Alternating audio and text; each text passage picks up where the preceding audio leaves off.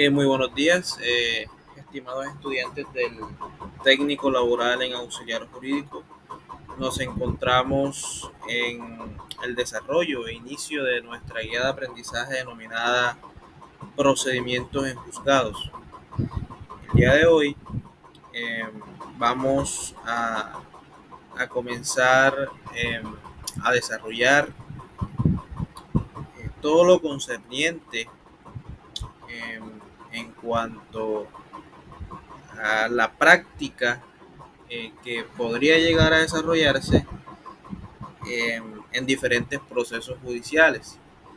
Entonces, para ello, muchachos, eh, obviamente vamos a realizar una pequeña introducción, ¿sí? Eh, pues obviamente la finalidad de este curso es eh, llegar al conocimiento con respecto a las diferentes tramitologías y procedimientos que se llevan a cabo en un juzgado. Pero, ojo, no solamente lo vamos a ver desde el punto de vista de los procedimientos que se llevan a cabo por un abogado litigante, sino que también vamos a desarrollarlos, los diferentes trámites que se llevan a cabo dentro de un juzgado, ¿sí? Esto teniendo en cuenta que pues el suscrito que se encuentra dictando esta cátedra, esta guía de aprendizaje, pues es funcionario del Juzgado Primero Promiscuo Municipal de Loric. Teniendo en cuenta eso, se nos brindan algunas herramientas importantes para el mejor desarrollo de nuestra temática, ¿sí?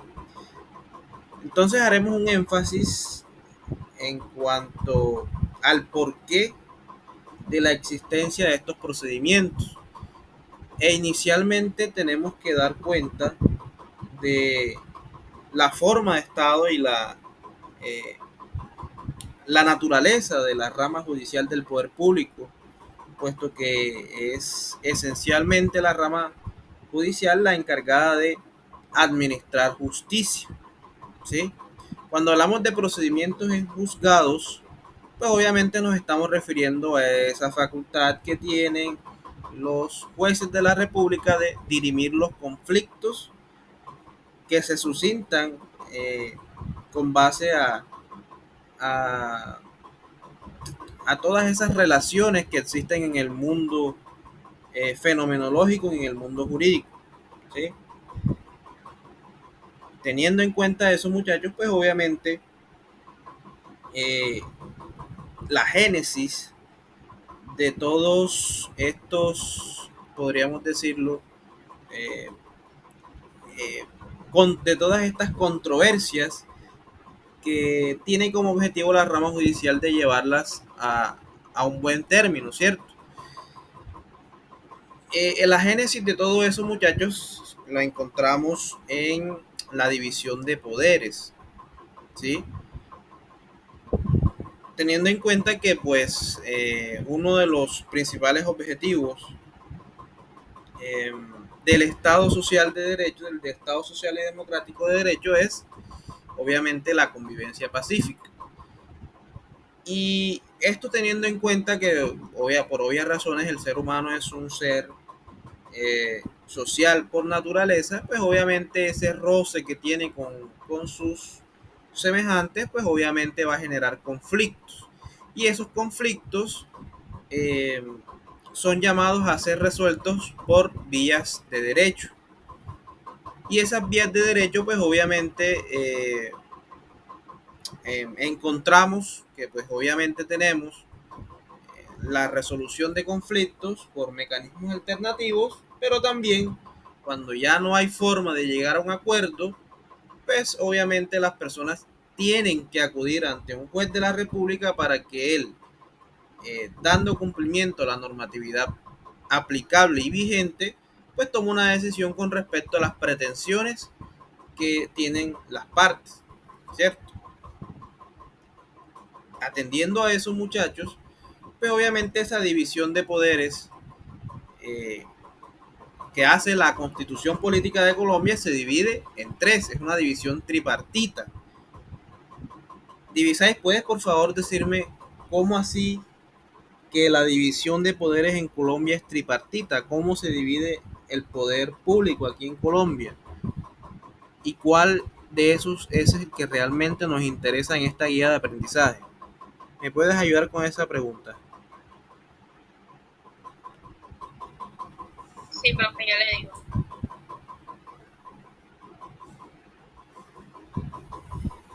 Aquí en Google dice que dividido en tres partes, órdenes o clases, o formado por ellas. ¿Cómo se divide el poder público en Colombia?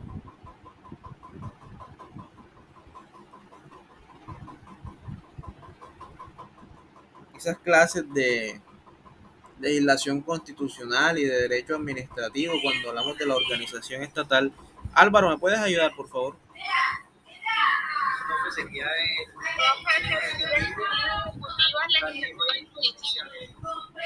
perfecto, los dos contestaron acertadamente, ¿sí? La división del poder es en tres, ¿cierto? Y cada uno de esos poderes tiene una función totalmente independiente. La función esencial de la rama ejecutiva del poder público, como lo vieron ustedes en derecho administrativo, es administrar. ¿Administrar qué? Recursos, tomar decisiones, gobernar. ¿Sí? Recuerden que el ejecutivo está en cabeza del presidente de la república. Atendiendo a eso, muchachos, pues obviamente el ejecutivo no puede entrometerse en las decisiones que tome, como ustedes mismos lo dijeron, la rama legislativa ni la rama judicial, ¿sí? Otra de las ramas del poder público es la rama legislativa. Divisáis de qué se encarga la rama legislativa. De las leyes, profe. De crear las leyes. Muy bien, divisáis. ¿Sí? Esa es la función principal de la rama legislativa, crear las normas jurídicas, ¿sí? Que serán de obligatorio cumplimiento para las personas que hacemos parte esencial del Estado, ¿sí? De la nación.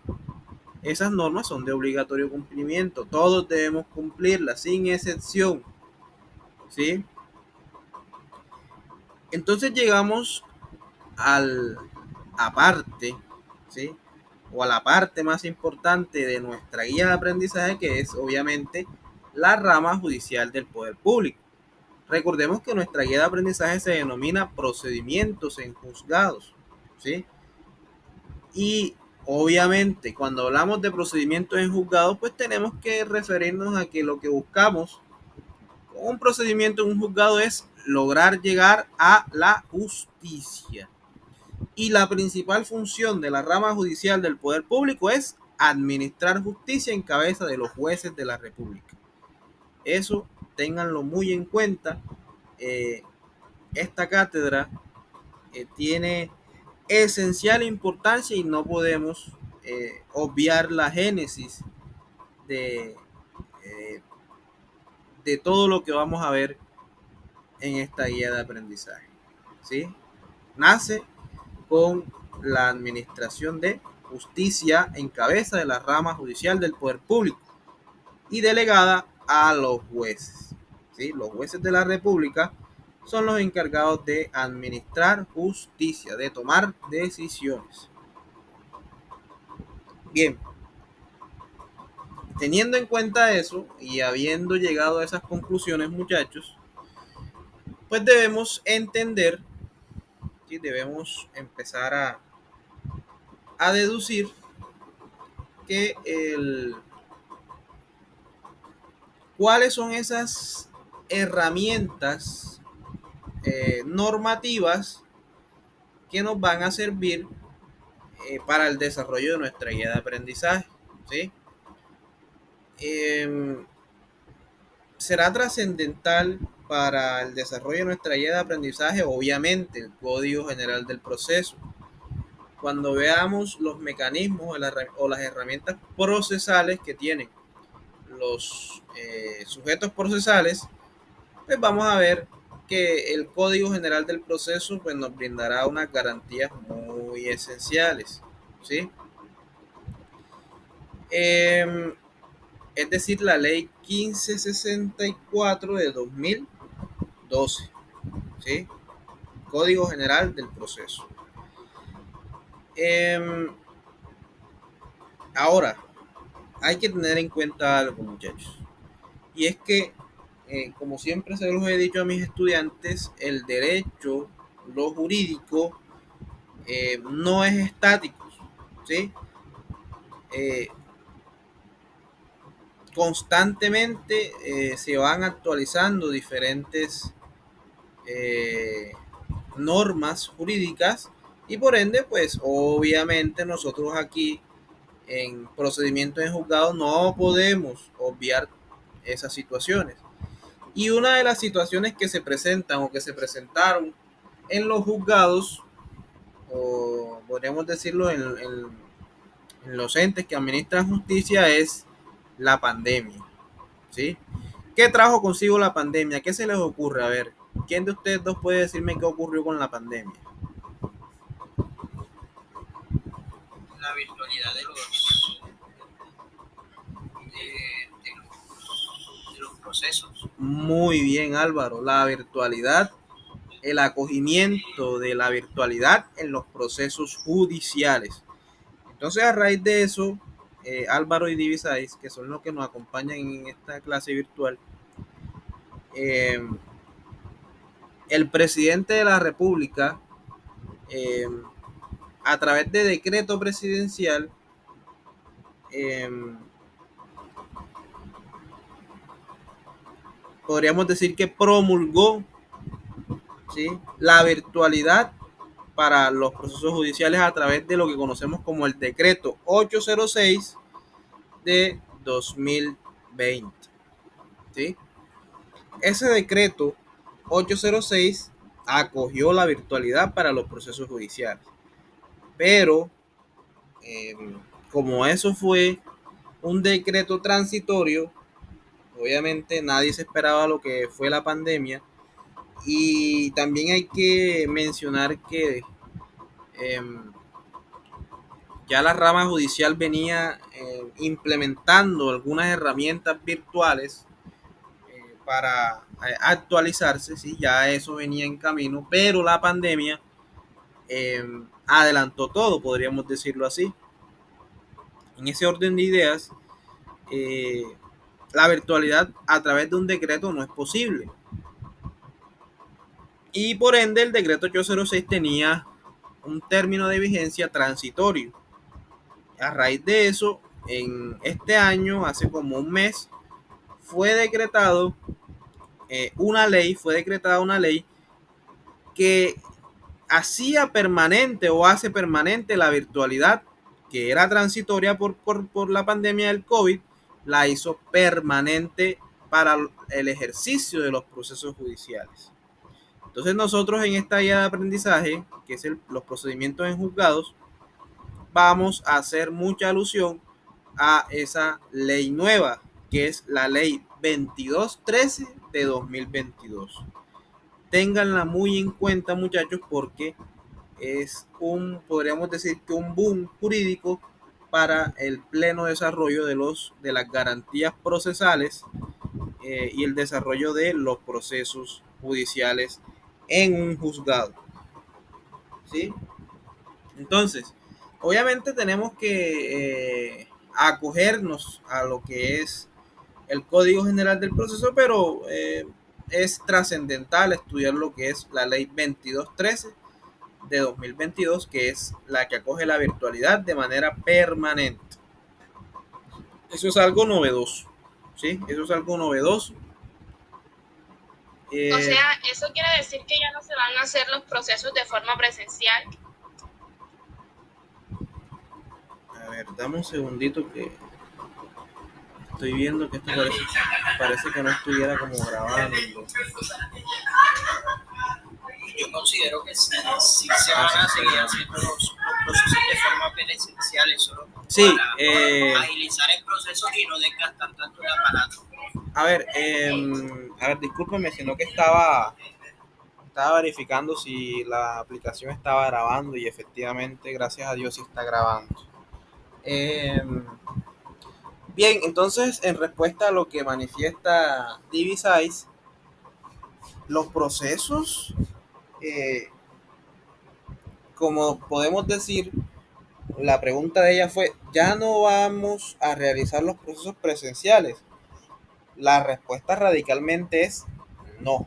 Ya eh, sería de manera excepcional, como lo dice la ley 2213, que una persona tendría que llegar a un juzgado a realizar algún trámite, cuando ya tenemos todas las herramientas virtuales, correos electrónicos, tenemos el TIVA, tenemos ahora una cuestión de plataformas virtuales en los juzgados, en donde le damos manejo a los documentos que llegan al despacho, ¿sí?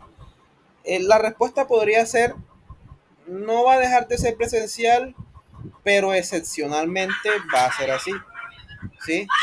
La regla general será la virtualidad. La regla general será la virtualidad. Es decir, para radicar una demanda, por ejemplo, usted puede hacerla a través de correo electrónico, a llegar un memorial también a través de correo electrónico. Las audiencias incluso, preferiblemente, se harán de manera virtual, ¿sí? Solamente cuando el juez de la República denote la necesidad, pues se podrán llevar a cabo las audiencias de manera presencial. Mientras tanto, la regla general es la virtualidad, como lo encontramos establecido en la ley 2213 de 2022. ¿Quedó claro, Divisáis? Sí, profe, esa era la inquietud porque también estuve leyendo por acá por Google y decía que establece la vigencia permanente del decreto 806 del 2020, entonces no entendía si era que iba a continuar en virtualidad o si precisamente se suspendían las presenciales y no más eran virtual. No entendía esa parte, No, pero ya no, me quedó claro. es acoger permanentemente porque realmente se dio cuenta el aparato judicial de que funcionó realmente, es más ágil, más expedito, eh, y es más eficaz la virtualidad, ¿sí? Entonces hay que aprovechar los avances tecnológicos y la rama judicial no puede quedarse atrás de eso, ¿sí? Entonces nosotros también tenemos eh, que actualizarnos, ¿cierto? Nosotros en la rama judicial, en los juzgados nos están haciendo capacitaciones constantemente con respecto al manejo de los datos y el manejo de las plataformas. Entonces, como les digo, aquí vamos a aprender y vamos a aprovechar que podemos hacerlo en, de manera sincrónica. Vamos a aprender a manejar, por ejemplo, plataformas como el TIVA. El TIVA es una herramienta que existe desde antes de pandemia y los abogados lamentablemente pues nunca le habían dado uso y ahora con la pandemia pues nos tocó, ¿cierto? Porque yo también en pandemia pues litigué. Eh, entonces, sí, la virtualidad ha servido mucho y llegó, como dicen por ahí, llegó para quedarse. Eh, pues bien, además de eso, muchachos, y además de hacer estudio eh, de esas normas, de las cuales ya hicimos alusión, el decreto 806, la ley 2213, el Código General del Proceso, pues hay otras normas que también son necesarias para el estudio de nuestra guía de aprendizaje. Eh, por ejemplo, tenemos aquí en pantalla, ¿sí?, lo que es la ley 270 de 1996, que reglamenta la administración de justicia, ¿sí? reglamenta la administración de justicia. Entonces, como podemos ver, muchachos, la ley 270, que es, que es la primera norma a la cual vamos a hacer énfasis, es aquella que nos habla de la estructura general de la administración de justicia. Si nosotros vamos a hablar de procedimientos en juzgados, nosotros primero tenemos que saber qué son los juzgados, qué son esas corporaciones y cómo están integradas. En este caso, pues obviamente estamos hablando de la rama judicial, cómo se integra y cuál es la competencia y las funciones que tiene la rama judicial del Poder Público. ¿Sí? Yo supongo que de pronto esto pudieron haberlo visto en su guía de aplicación del Código Civil y Código General del Proceso, pero no está de más recordarlo, ¿sí? Y es que nosotros cuando llegamos a hablar sobre aplicación de Código Civil y Código General del Proceso, pues llegamos a hablar de lo que era la jurisdicción y la competencia, ¿sí? ¿Cuál es la principal función de la rama judicial del Poder Público? Administrar justicia. ¿Sí? Esa es la función principal de la rama judicial del Poder Público. Debido a esto, muchachos, entonces podemos establecer o podemos llegar a la conclusión que los jueces de la República todos tienen como función lo que conocemos como la jurisdicción. ¿Sí? ¿Qué es la jurisdicción? Administrar justicia. La facultad que tienen los jueces de la República, ¿sí? El Estado, que es el responsable esencial de ese aspecto, pues obviamente delegándolo a los jueces de la República, a la rama judicial del Poder Público. Y encontramos diversas jurisdicciones que tienen como función desarrollar diversas facultades en diferentes competencias. Por ejemplo, tenemos la jurisdicción ordinaria. Aquí podemos evidenciarlo. Encabeza o teniendo como máximo órgano la Corte Suprema de Justicia. ¿Sí? Luego, en inferioridad jerárquica, tenemos los tribunales superiores de distrito judicial. ¿Sí? A su vez, de igual manera, en inferioridad jerárquica, tenemos los juzgados del circuito, ojo, los juzgados del circuito, y posteriormente, en inferioridad jerárquica, tenemos los jueces o juzgados municipales. ¿Sí? Entonces, vamos de abajo o de menor jerarquía hacia el de mayor jerarquía. Tenemos los jueces municipales, que son los de menor rango. Tenemos los jueces del circuito, que son el superior funcional del juzgado municipal. Luego, siguiendo en ese orden, tenemos los tribunales superiores de distrito judicial. Y por último, el máximo órgano de la jurisdicción ordinaria, encontramos la Corte Suprema de Justicia. ¿Sí? ¿Qué asuntos resuelve la jurisdicción ordinaria? Resuelve asuntos penales, resuelve asuntos civiles, resuelve asuntos laborales y agrarios. ¿Sí? También de índole comercial, pues obviamente tenemos que entender que el derecho comercial tiene en cuanto al procedimiento los preceptos del Código General del Proceso. Eso por un lado, muchachos. Luego de eso encontramos otra jurisdicción muy importante, que es la jurisdicción contenciosa administrativa. La jurisdicción contenciosa administrativa es aquella encargada de dirimir los conflictos que se suscitan entre la administración pública y los ciudadanos o la ciudadanía. ¿Sí? Entonces ahí también vamos a encontrar un órgano de mayor jerarquía y unas corporaciones que van en inferioridad jerárquica. Entonces, el máximo órgano del Consejo de la Jurisdicción Contenciosa Administrativa, ahí encontramos al Consejo de Estado. Luego, en inferioridad jerárquica encontramos al tribunal o a los tribunales administrativos, ¿sí? Y por último encontramos los juzgados administrativos. Cada una de ellas, pues obviamente tiene una función importante.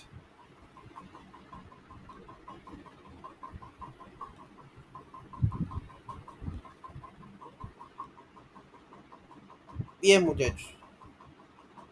Entonces tenemos, pues obviamente también hay otras jurisdicciones que tienen igual trascendencia que las que ya hemos mencionado. Por ejemplo, tenemos la jurisdicción constitucional. Esa jurisdicción constitucional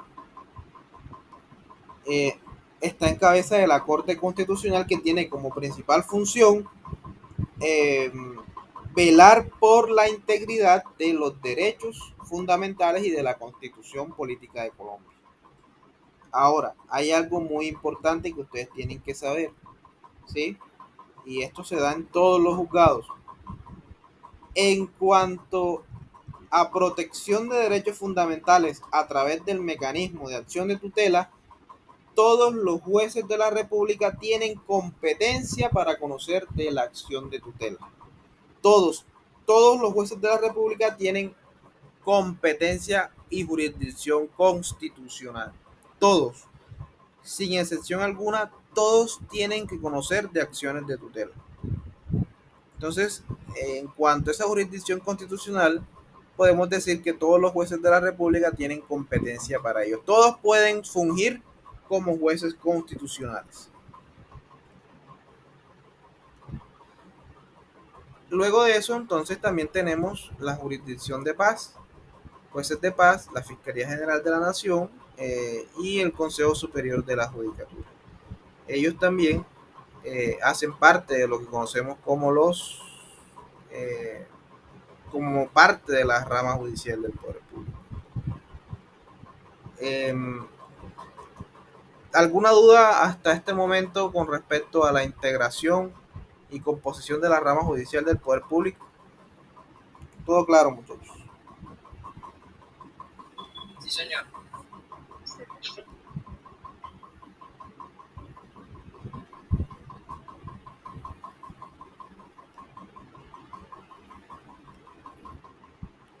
Bien, entonces ya para finiquitar este aspecto de la organización y composición de la rama judicial del Poder Público, eh, miren este bosquejo que les he preparado con respecto a la competencia o injerencia que tienen estas Pues cortes. se le corta la llamada, se le corta la voz. Me escuchan bien? Ahora sí me escuchan bien. Sí, señor. Bueno, entonces en cuanto a la competencia o la injerencia que tienen estas corporaciones en cuanto al territorio, vemos que hay algunas que tienen competencia en todo el territorio nacional, otras que tienen competencia en el distrito judicial y otras que tienen competencia en el respectivo circuito o en los municipios, ¿sí? Entonces, los máximos órganos o los de mayor jerarquía, obviamente, como son la Corte Suprema de Justicia, la Corte Constitucional, el Consejo de Estado y el Consejo Superior de la Judicatura, pues tienen competencia en todo el territorio nacional, ¿sí? Cuando hablamos de tribunales superiores, tribunales administrativos y los consejos seccionales de la Judicatura, estos tienen competencia en el correspondiente distrito judicial o administrativo. Por otro lado, cuando hablamos de jueces del circuito, eso es muy importante y se los voy a dejar como tarea para la próxima clase. Vamos a averiguar el mapa judicial. Vamos a averiguar el mapa judicial de la seccional de Córdoba. Álvaro, ¿tú me escuchas bien, sí? Eh,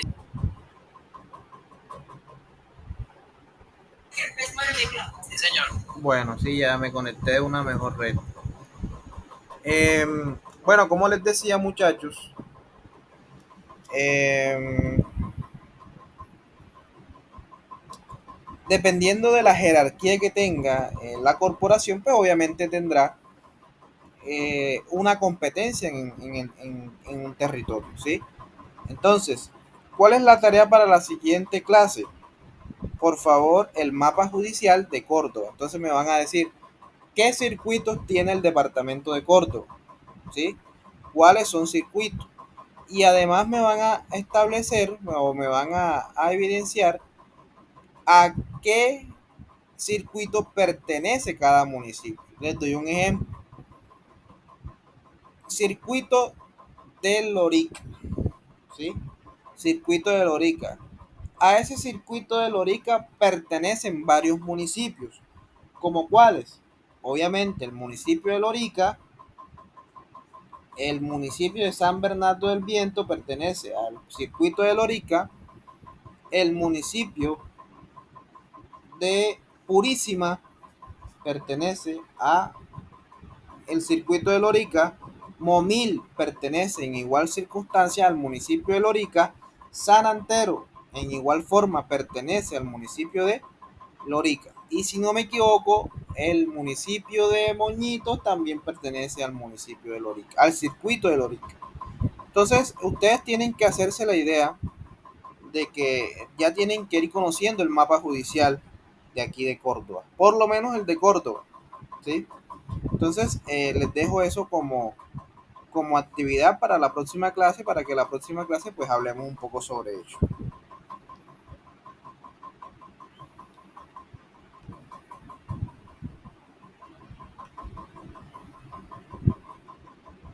Bien, muchachos, entonces ya para ir desarrollando nuestra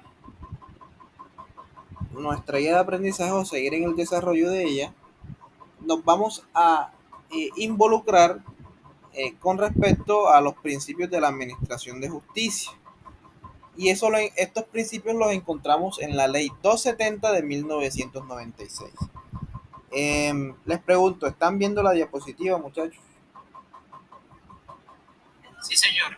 Bueno, entonces, no sé si me pueden ir acompañando con la lectura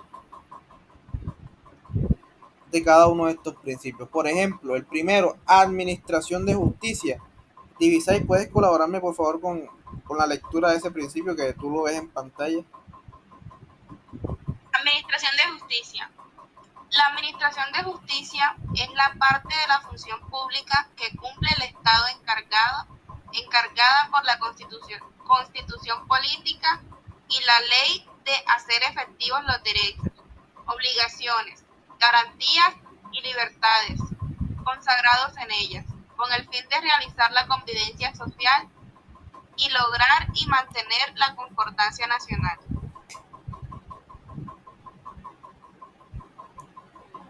Bueno, en ese orden de ideas, muchachos, uno de los principales y de los más importantes principios de la administración de la rama judicial del poder público, pues obviamente es la administración de justicia. ¿Y qué es administrar justicia, muchachos? Es simplemente otorgarle o hacer efectivos los derechos y obligaciones de todas las personas que se crean o que en algún momento consideren que esas garantías y derechos están siendo violentados o vulnerados, ¿sí? Obviamente, la administración de justicia eh, se da con la finalidad o se desarrolla con la finalidad de llegar a los fines del derecho, ¿sí? Que son la convivencia social y lograr un orden o convivencia pacífica, ¿sí? Entonces, en ese orden de ideas, eh, ante una posible o un posible, eh, podríamos decir que un posible conflicto, pues obviamente la persona en vez, ¿sí? O antes de recurrir a vías de hecho, pues obviamente sería mucho mejor eh, o atendiendo los fines del derecho, pues acudir a la administración de justicia. ¿Sí? Entonces vamos a dar un ejemplo. En el caso de que una persona o de que una madre tenga algún inconveniente eh, con el padre de su hijo, pues la idea no sería acudir a las vías de hecho o simplemente el padre por querer obtener la custodia y tenencia personal, no sería conveniente que acudiera a las vías de hecho, sino que a través de lo que conocemos como el derecho adjetivo eh, y haciendo uso de las herramientas procesales con las que cuentan las personas, pues acudir a que un juez de la República otorgue la custodia y cuidado personal a esa persona que considera que se le está vulnerando el derecho al niño, niña o adolescente. Listo. En vez de acudir a las vías de hecho, pues obviamente eh, sería mucho mejor acudir a las herramientas procesales como lo es la demanda. En otro caso, o la otra parte, pues obviamente la Administración de Justicia también da la oportunidad a, a ese padre o a la madre que está siendo demandada de defender sus derechos como padre, ¿sí? O de controvertir o de oponerse a las pretensiones con las que cuenta el demandante a través de lo que conocemos como el derecho de contradicción, ¿sí? Entonces, todas esas herramientas, muchachos, nos dan la posibilidad de llegar a lo que conocemos como la justicia, ¿sí? La administración de justicia. Darle a cada quien lo que le corresponde en derecho y obviamente lo que se pueda probar a través de los elementos probatorios, ¿sí? Acceso a la justicia, eso también es trascendental. Vamos a hacer lectura, por favor, Álvaro. Acceso a la justicia. El Estado garantiza el acceso de todos los asociados a la administración de justicia. Será de su cargo el amparo de pobreza y el servicio de defensoría pública. En cada municipio habrá como mínimo un defensor público. Muy bien. Este es otro de los principios fundamentales de la administración de justicia. El hecho de que usted no tenga dinero, el hecho de que usted tenga alguna condición, ¿sí? Eh, diferencial, vamos a llamarlo así eh, en ese sentido, el acceso a la justicia no va a depender de la condición que usted tenga, ¿sí? Por discriminación, para acceder a la justicia, usted no debe ser discriminado. ¿Sí? Es decir, por ejemplo, si usted entonces es una persona de color, no, porque eres entonces persona de color no vas a poder acceder a la rama judicial del poder público para hacer efectivos tus derechos. No, está eso muy equivocado porque eh, todas las personas, todas las personas tenemos derecho a ejercer eh, o acceder a la justicia, tanto para solicitar el otorgamiento de un derecho, el pago de una obligación, o como para ejercer el derecho de contradicción y defendernos de las acusaciones de los acreedores, ¿cierto? En este caso. Obviamente, eh, y eso es en todos los aspectos, las personas que tienen recursos económicos, pues obviamente van a presentar, o lo podría decir de esa manera, ¿cierto? Podrían acceder de una manera más fácil, pero como estamos en un Estado social y democrático de derecho, como ustedes lo ven aquí, la persona que no tenga recursos económicos, a través de Defensoría Pública o la Defensoría del Pueblo, se le asignará un defensor de oficio, ¿sí? para que lo asista en su proceso judicial. ¿Sí? ¿Cómo?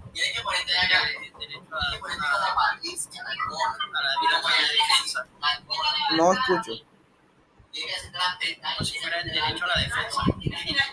Sí, es que tienen mucha concordancia. Vamos a hacer lectura del derecho de defensa para que vean la diferencia.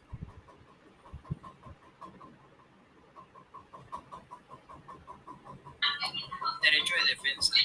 En toda clase de actuaciones judiciales y administrativas se garantiza, sin excepción alguna, el derecho de defensa, de acuerdo con la Constitución Política, los tratados internacionales vigentes ratificados por Colombia y la ley. Los estudiantes de Derecho pertenecientes a los consultorios jurídicos de las universidades, debidamente reconocidos por el Estado, podrán ejercer la defensa técnica con las limitaciones que señale la ley, siempre y cuando la universidad certifique que son idóneos para ejercerlo. Muy bien. Entonces aquí estamos hablando, Álvaro, por ahí vi que se fue Divisais. La posibilidad y las diferentes posibilidades que tienen las personas, los individuos, de acceder a una defensa técnica. ¿Sí? Entonces no solamente hablamos de la Defensoría Pública, sino también otras entidades que pueden prestar ese servicio de la defensa técnica, como cuáles en las universidades con sus respectivos consultorios jurídicos. Los abogados también deben prestar un servicio a la comunidad a través de lo que conocemos como la curaduría ad litem. ¿Sí?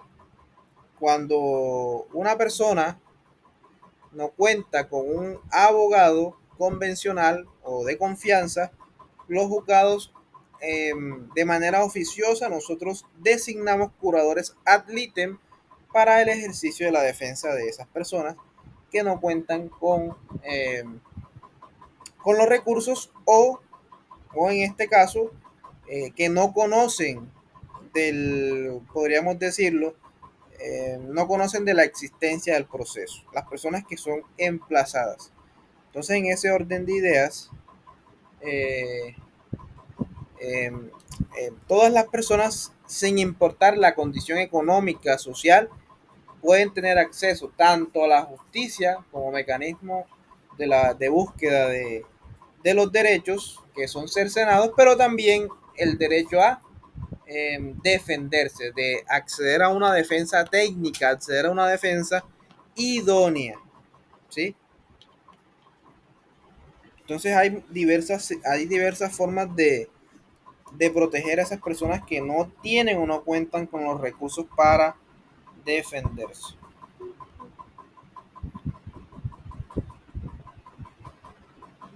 Bien, celeridad y oralidad. ¿Sí? Vamos a hacer lectura, Álvaro, ya que estás solamente tú aquí, no entiendo por qué estás solo, pero bueno, ya la clase queda grabada y voy a... Una clase para mí. Así es. Voy a ver si hago un llamado de atención en el grupo para que la próxima sí asistan todos. Celeridad y oralidad. La administración de justicia debe ser pronta, cumplida y eficaz en la solución de fondos de sus asuntos que se sometan a su conocimiento. Los términos procesales serán perentorios y de estricto cumplimiento por parte de los funcionarios judiciales. Su violación injustificada constituye causal de mala conducta, sin perjuicio de las sanciones penales a que haya lugar. Lo mismo se aplicará respecto de los titulares de la función disciplinaria.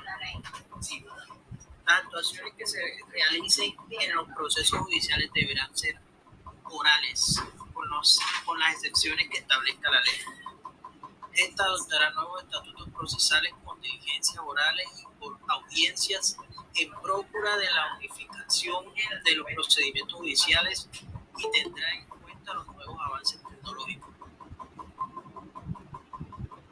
Bueno, entonces en ese sentido, y damos la bienvenida a Rosángela. ¿Sí? ¿Cómo estás, Buenas Rosa? tardes, profe. Hola Rosangela, ¿cómo estás? Em, Bien, Ahí iría dándole cumplimiento a la ley 2213. exacto. La ley 2213, como lo habíamos hablado al inicio de la clase, es un claro ejemplo del cumplimiento que le están dando a este principio. Y es que como se lo venía diciendo, antes de pandemia ya la rama judicial venía acogiéndose o adaptándose a las nuevas tecnologías. Un ejemplo claro es el TIVA. El TIVA existe desde antes, ¿sí? El sistema integrado de información de los procesos judiciales. Em, las audiencias y las decisiones se toman en audiencias, son orales, ¿sí? Y obviamente, muchachos, el hecho de que una decisión se tome en estrados, ¿sí? De que una decisión se pueda tomar en estrados, es decir, en la misma audiencia, eso le da mucha celeridad a un proceso judicial. Ustedes no saben lo anteriormente lo tedioso que era un proceso civil para llegar a la sentencia, ¿sí? Pero entonces la oralidad ha servido demasiado para dar agilidad, eficacia, ¿sí? A los procesos judiciales. Y ahora con el acceso a la virtualidad, ni se diga. La ley 2213 es el cumplimiento de este principio, ¿sí? El establecimiento, dándole cumplimiento a lo que pregona este principio que se encuentra en la ley 270 de 1996.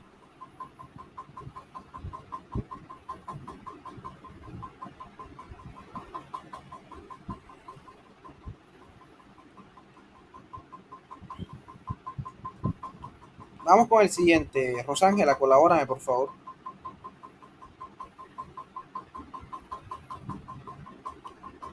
Autonomía e independencia de la rama judicial. autonomía e independencia de la rama judicial. La rama judicial es independiente y autónoma en el ejercicio de su función constitucional y legal de administrar justicia.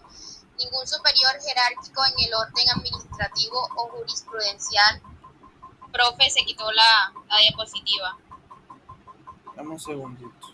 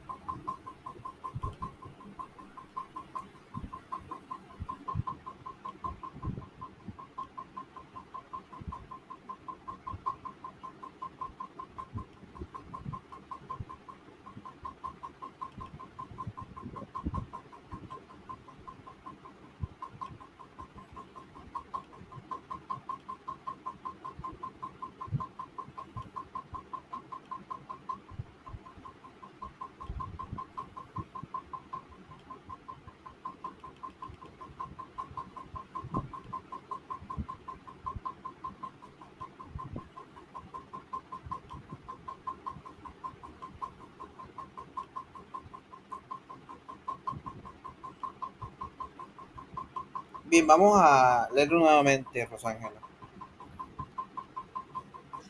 Principios de la administración de justicia. Autonomía e independencia de la rama judicial. La rama judicial es independiente y autónoma en el ejercicio de su función constitucional y legal de administrar justicia. Ningún superior jerárquico en el orden administrativo o jurisdiccional podrá insinuar, exigir, determinar o aconsejar a un funcionario judicial para imponerle las decisiones o criterios que deba adoptar en sus providencias. Muy bien. Entonces, ¿eso qué indica, muchachos?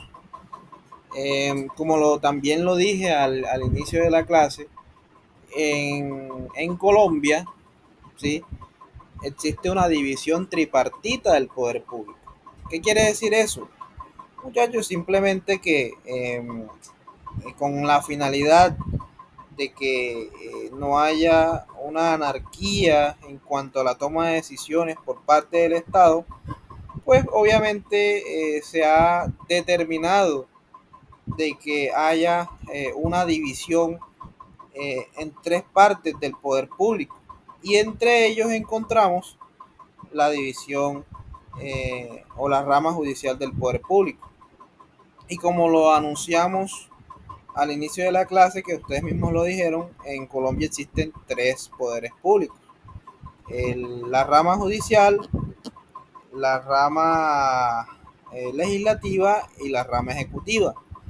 Cuando hablamos de autonomía e independencia, eso refiere, muchachos, que las decisiones que tome la rama judicial del poder público son totalmente independientes de las funciones de los demás poderes públicos. Es decir, el presidente de la República no puede hacer reclamo o no puede tener intromisión en las decisiones que tome un juez de la República. El juez es totalmente independiente de la toma de decisiones, eh, muy a pesar de que el presidente de la República pues se oponga o de pronto tenga un punto de vista contrario. De igual manera sucede con la rama legislativa, ¿sí? El Congreso de la República no debe entrometerse en las decisiones de los jueces de la República. En ese sentido, muchachos, ustedes saben que lo que hace un juez de la República es simplemente eh, dar cumplimiento a la ley vigente y aplicable, ¿sí? Entonces, eso es trascendental, muchachos, porque un juez de la República que tenga intromisión o que de pronto esté parcializado o que de pronto tenga que cumplir algún parámetro de otra autoridad, pues obviamente no actuaría como un juez independiente en la toma de sus decisiones eh, y eso haría imposible que la administración de justicia sea total e imparcial, ¿sí?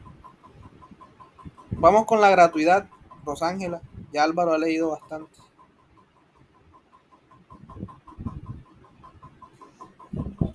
Gratuidad. La administración de justicia será gratuita y su funcionamiento estará a cargo del Estado, sin perjuicio de las agencias en derecho, costas, expensas y aranceles judiciales que se fijen de conformidad con la ley.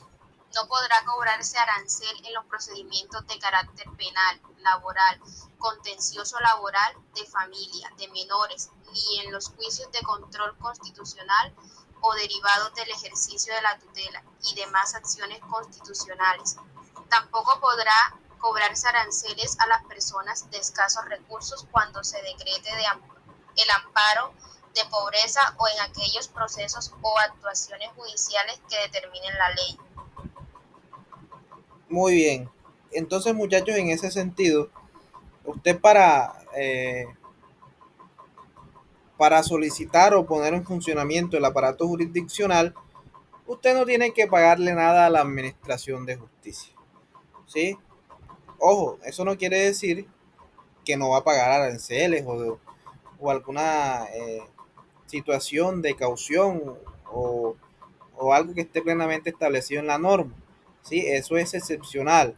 Lo que me refiero es que usted, por ejemplo, para erradicar una demanda, usted no tiene que pagarle nada a la rama judicial del poder público.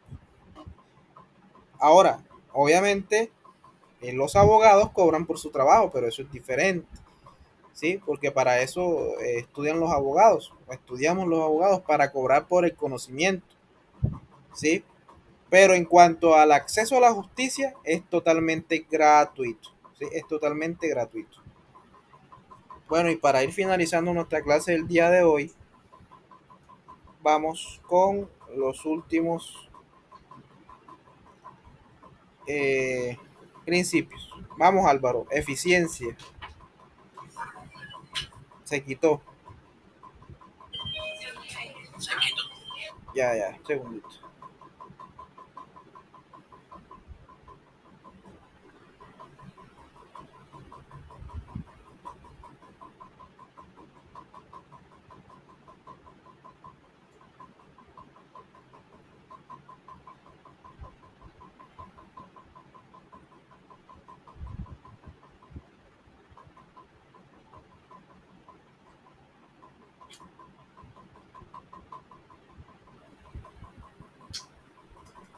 Un segundito.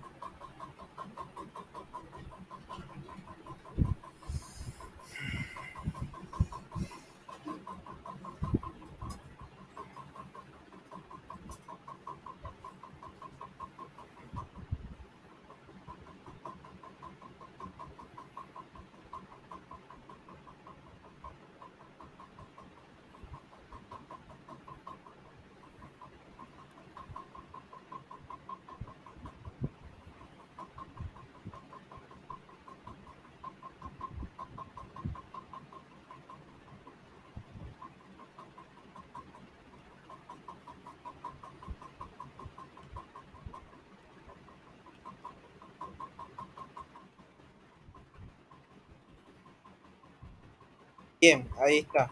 Eficiencia. Eficiencia. La administración de justicia debe ser eficiente.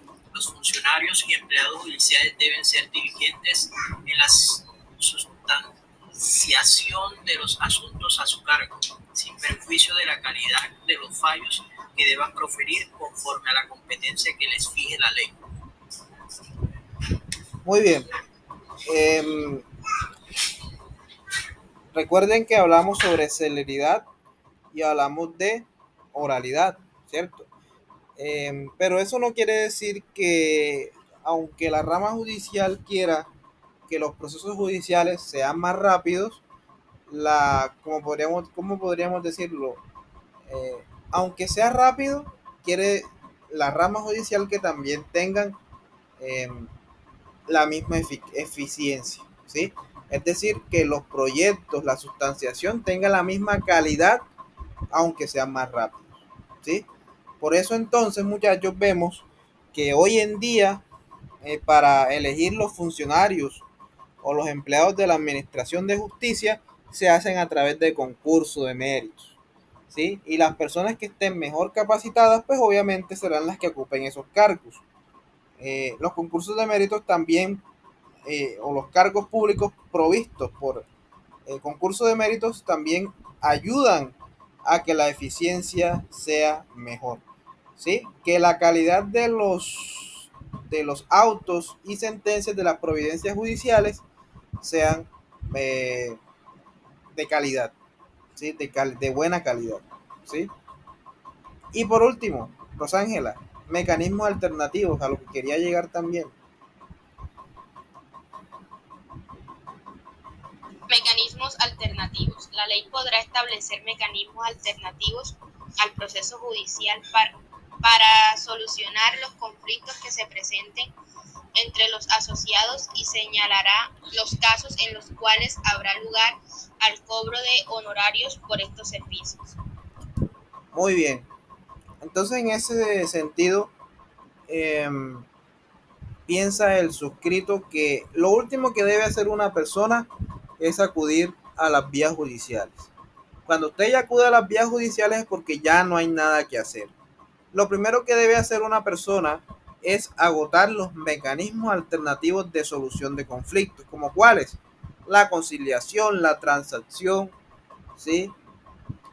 Esos mecanismos muchas veces son más rentables que acudir ante un juez de la República. ¿Por qué? Porque usted, perfecto, obviamente en los casos que puedan ser objeto de mecanismos alternativos de conflictos. Pero hay un dicho que dice, es mucho mejor una buena conciliación que un mal litigio, ¿sí? Cuando usted va a un proceso judicial, en un proceso judicial siempre habrá, llegando a una sentencia, una parte vencida, ¿sí? Y muchas veces la persona vencida no va a quedar a gusto o bueno, todas las veces la persona que es vencida no va a quedar a gusto con la sentencia, ¿sí? Entonces, en ese caso, con una conciliación, con una transacción, posiblemente ambas partes puedan salir beneficiadas, ¿sí? Ceder un poco significa obtener acceso a las pretensiones y, por ejemplo, para la parte deudora, posiblemente una condena un poco más baja, ¿cierto? Entonces, recuerden lo que les digo, es mejor una buena conciliación a un mal litigio y largo, ¿sí? Y costoso. Entonces, en ese sentido, muchachos, hay que tener en cuenta que la última vía a la cual se debe llegar es a la rama judicial del poder público.